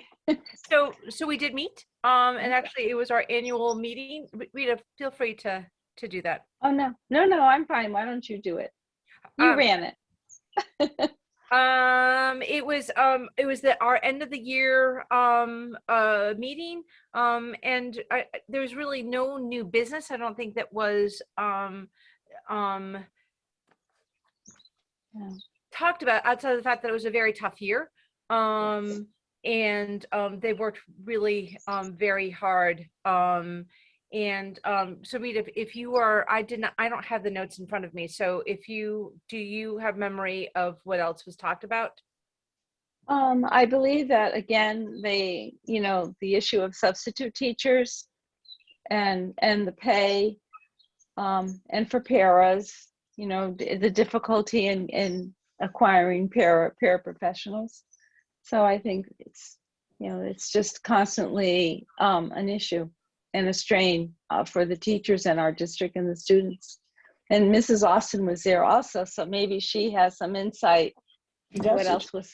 Well, we actually talked about that at central office, and that may be a way we could use some ESSER funds for additional substitutes, but also for additional sub pay. So Lori was going to look into the surrounding area to see what the norm is. I know even Denise was saying that she was having a hard time getting paras for her summer school that's taking place at Northeast Academy. So I think we bumped it up to whatever it was, 13 something to $15 in the posting. And hopefully we'll get more, paraprofessionals to be able to, because we really need them for those summer programs. So, we will use our funds the best we can. But the subs are making, depends on the district. There are some districts really paying substitute teachers much more than what we've ever paid. And then there's some who's paying less than what we pay. So it can be a problem for sure. Maybe that goes into finance and facilities as a way of kind of taking a look at, because we're probably going to have to, even if we use SR grants, eventually those are going to end, and then how we absorb that pay increase. So that probably is something that committee needs to sort of be mindful of, about how do we sort of do that. And I had, many of you had commented on the letter that was sent to all staff, but that was actually came out of that liaison meeting where the staff were very appreciative last year of receiving one. And so they asked for that to happen again. And so I'm actually hoping that becomes a tradition from the board, that we send a thank you for your hard work at the end of the year. I'm going to move us on to the consent agenda, which is all matters are going to be considered into one vote. So all those in favor of the consent agenda, please say aye. Aye. Aye. Oppose? Abstain? For first and second. Oh, well, that's kind of silly, Miss Joan. Thank you. So can I have a second to the consent agenda? I got Rita. Now I'm going to do a discussion. Hearing none. All those in favor? All those oppose? Abstain? The motion is carried. And the board would like us to thank Mr. Kenneth Michael Talbot, who had made a donation of $7,000 to initiate the Talbot Woodwin Award, and how exciting that is for that to happen. There is no old business. I know, that's amazing. The new business, Jay, would you be willing to read the motion, please? Yes, I move we approve the out of district tuition rates for the 2021-2022 school year. Second. I've got Liz. Discussion?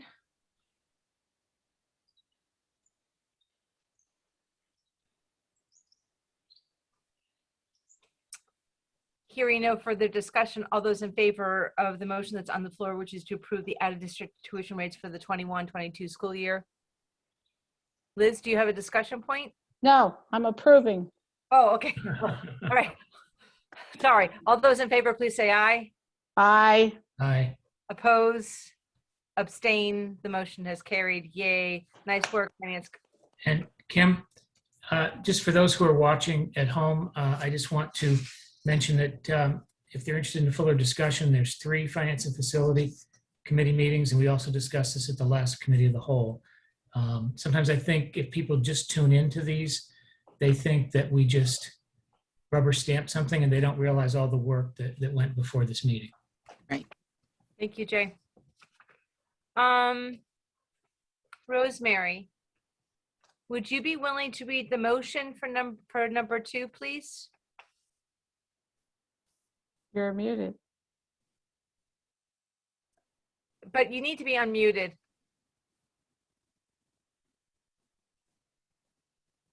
The motion is to approve the field trip request to Quebec City, Canada, scheduled for May 26, 2022 through May 30th, 2022. Can I have a second? I'll second. Thank you, Liz. So I see that we have Aaron with us. It's so good to see you. And I think we were given that information later this I afternoon. know. I'm sorry it was sent later, but when Erin sent it to me, I thought you would have it, but she's certainly here that she can talk a little bit about the trip. She had a slideshow and she had some information to share with you. I'm happy to share any information. So I do have a slideshow that I sent you, Joyce, this morning, and I asked her to share it with the board members. Kim, I know, received it, and I copied you as well. I don't want to take up too much time with the slideshow, but unless you want me to show it, but basically it goes through, Lee, are you okay? Oh, I'm sorry. So the slideshow just goes through day 1 through day 4 and day 5 when we come home. So, and it goes through all the different attractions from breakfast on through dinner. It has some links in it if you want to look at the links of places we would be going, museums, you know, Quebec City. It's kind of really, the rationale is our neighbors to the north, and just really, you know, exposing students to Quebec. The trip is open to everybody, not just students who take French. In terms of fundraising, I'm going to be reaching out to some corporate sponsors. Hopefully I can get some donations. And I have a Dine for a Cause. I'm going to reach out to SIFT, Bakery and Mystic, and see if maybe they could help us with that. Because, and you know, anything I can do to kind of knock the cost of the trip down for the students is great.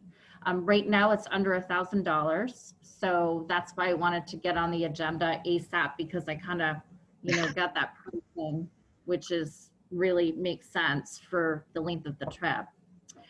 Breakfast and dinner are included. So lunch is on our own, but the breakfast is a large breakfast and the dinner is a large dinner. So any other thoughts or questions? I see Lee. I just want to say, I'm sure by May 26th, everything will be okay. But as of today, Americans are generally speaking not allowed to go to Canada right now. So they're not. They're hoping 29th of July that will be okay. Obviously, you know, this is something we're planning. If we can't go, we can't go. It kind of is, you know, what it is. No, I'm sure it'll be fine by May. And I think I'm really hoping. Isn't there also insurance, Aaron, that you do in case of something like that happening? Right. So I would, in my planning, there's 2 kinds of insurance. I would recommend that every traveler get insurance, because if something happens, the student's ill, you know, God forbid something happens in the student's family, they can't make the trip, then they get their full reimbursement. If the border is not open, then I don't know how the travel company could really hold us to the travel, if that makes sense. Like if you legally can't go right now, you can only travel for certain reasons. Like I can cross over the border because I have a son who lives there, and he's a dual citizen, but I really have to come up with a reason for that travel, if you know what I mean. It's just not open for tourists, if that makes sense. Sure. So yes, I would definitely recommend that all travelers have the insurance. I think I heard that on the radio recently, that's been the advice for everybody, as a matter of fact. to get Yeah. that travel insurance. Right. And I think with a school trip, it's just even so much more important because it's a student and you don't know what's going to happen with families and all of that and illnesses. So whatever, we just hope for the best. So I have a question, Erin. It looks like a fabulous trip, but students would have to take 2 days off of school. The Monday obviously would be Memorial Day. So could you possibly ever have had this trip during April vacation or when school gets out? Right. Well, That I was thought my of that, but thought. honestly, at that point of the year, all the major testing is done. Being a teacher, I kind of know, you know, when the IB tests fall, when the AP tests fall. So now you're into Memorial Day weekend, and then you're into June 1. So the reason for avoiding April vacation is families have not really been able to travel. So if you have too many, you know, you might have a family, a few families that have planned trips, and then now the student wouldn't be able to go to Quebec because, you know, there's just too much going on. So I shy away from April. The weather is nice in May. And I looked at, you know, the academics. I'm not saying that, you know, we're not learning anything. Of course we're learning, but you're into almost June and you've bypassed your IB test, your AP test. So those students can participate and we hope they do. So that was the rationale for that weekend. And yes, they missed 2 days of school. But what about right after school gets out? I mean, there's usually like our Bermuda trip and our other trips are trips to Europe or we're always. That's an option, but I myself, I am going to be traveling to Europe on a grant that I wrote 3 years ago for Fun for Teachers.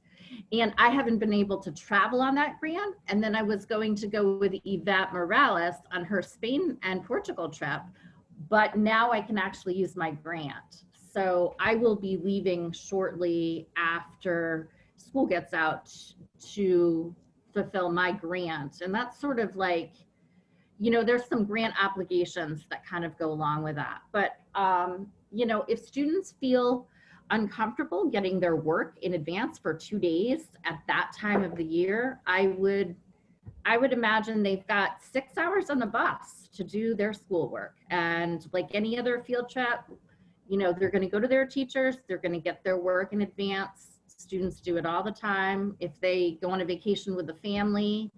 But it's, I mean, it's such a great learning opportunity. So I wish, you know, I could have picked June, but I just couldn't because, like I said, I have a grant opportunity that I have to fulfill, and I've committed to this and received the grant. So through Fun. Right. Will there be scholarships for students who cannot afford it? I don't know, honestly, where scholarship money would come from. It's usually fundraising. Yeah. It's so fundraising. Scholarship to me and fundraising, it's two different things. You have to be really careful with scholarships because that's an equity issue. So what I would do is I'm going to approach the Mystic Cinema. I am doing some Dine for a Cause, and then you make one lump sum of money.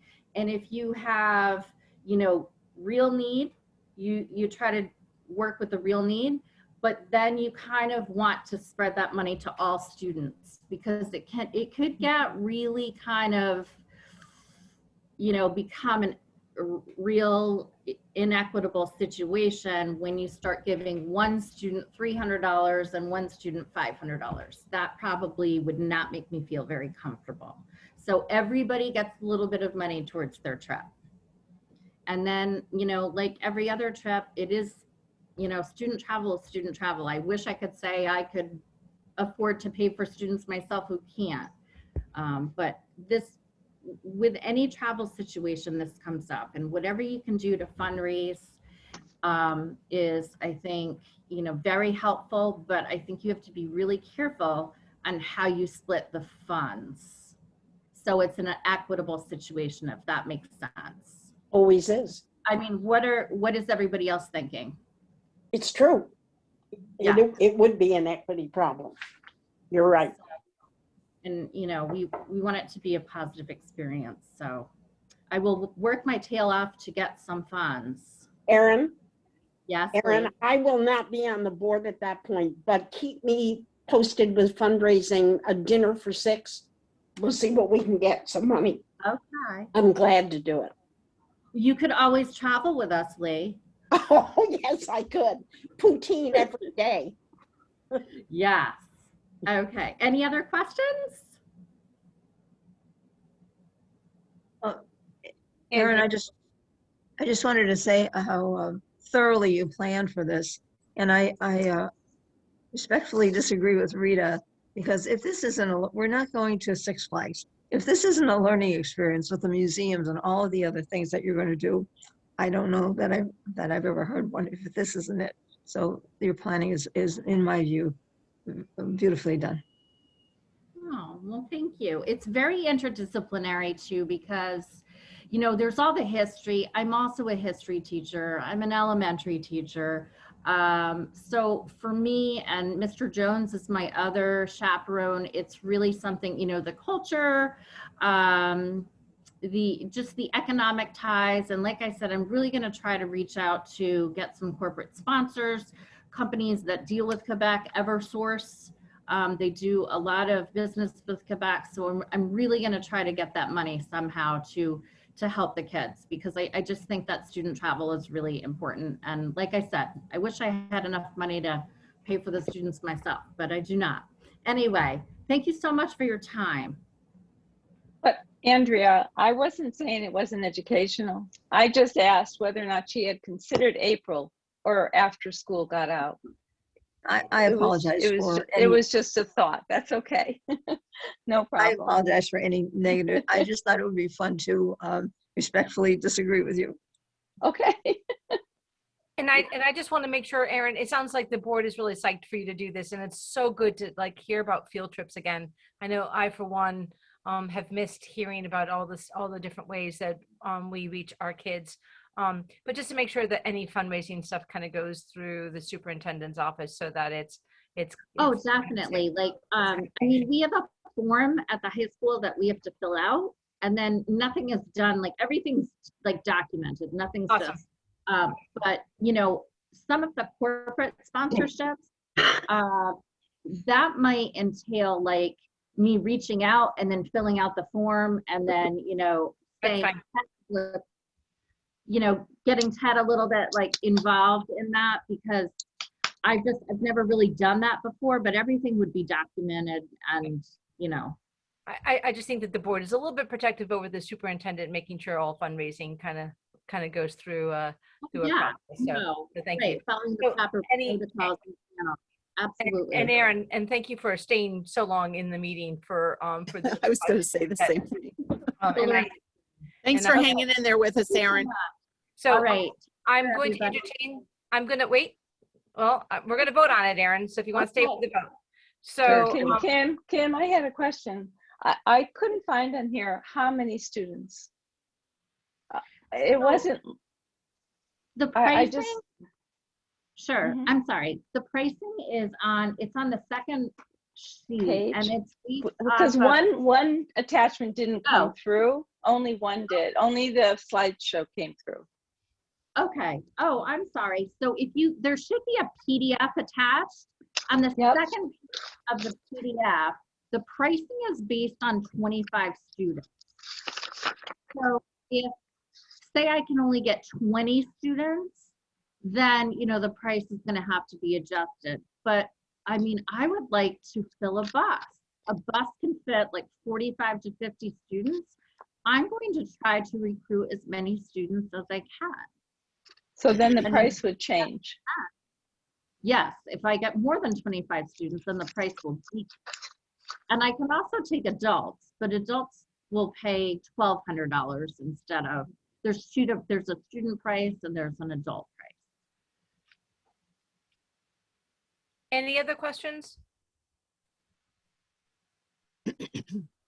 All right. All those in favor of the motion that's on the floor, which is to approve the field trip request to Quebec City, Canada, which is scheduled for May 26, 2022 to May 30th, 2022, signify by raising their hands or saying aye. Aye. Aye. Nay. Abstain. This motion has carried. Aaron, you got yourself a trip. Yay. Thanks so much, Not everybody. yet. Merci Good luck. beaucoup. Au revoir. Au revoir. Au revoir. Liz, do you have any letters, communications, or comments? Oh, I got a list. All right. Thank you for calling on me first. All right, first of all, I watched the recording of the Underclassmen Awards and was completely impressed, as always, at the scholarship of our students. I was also, last week, I visited Fitch High School to deliver the Connecticut History Day regional medals to Ms. Hodges' students, Mary Clark and Jackson Kramer. So that was a really cool thing. And by the way, the National History Day results came out in Connecticut as Team Connecticut, the state. We finished in the top 10% for the entire nation and the rest of the world. There's 58 affiliates total, so 50 states plus 8 affiliates. We were in the top 10%, so we did good. Anyway, I attended the IB senior celebration as well as the retirement reception for GPS staff, and also attended the Fitch High School graduation. Those kids were my last freshmen that I had the pleasure of teaching, so it was rather bittersweet. I had planned on attending the senior music concert. However, I got the time mixed up and I showed up at 6:30 and it was at 1 o'clock. So I kind of missed it. I have had emails and multiple emails and conversations about the change in the start time of Groton Middle School and Fitch High School. But I think it was mostly generated because of the mistake that was made on the calendar. So I think people will be, as we get through that process, I don't think they're going to be as anxious about it. I had a couple of parents have come up to me asking about the summer music program for Fitch High Marching Band. And I have had an email request to review the pay scale for paraprofessionals, which I'm sure we'll be looking at the finance and facilities. I did it quick, Kim. Fabulous. Lee, do you have letters or communication? Me? Yes. Me. Yes, IB as always is exciting. The assembly was wonderful.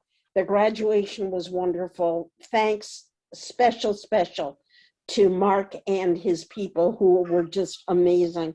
And I also want to say thank you to Ted. His mom died on Tuesday and he was there for graduation on Friday. Had it been me, I don't think I would have been there. Thank you, Ted, for that. That's it. Here, Lee. That's a wonderful tribute to him. Thank you. Yes. Rosemary. I attended the monthly board meeting of Sound Community Services, and where I share attendance with Michael Talbot, who is a wonderful man, and I will thank him at the next meeting. And that was held in with the Norwich Chamber of Commerce as well. So because we serve that area as well. And that's it. Thank you. It looks like we lost Susan again. I'm so glad that she stays a high praise for her internet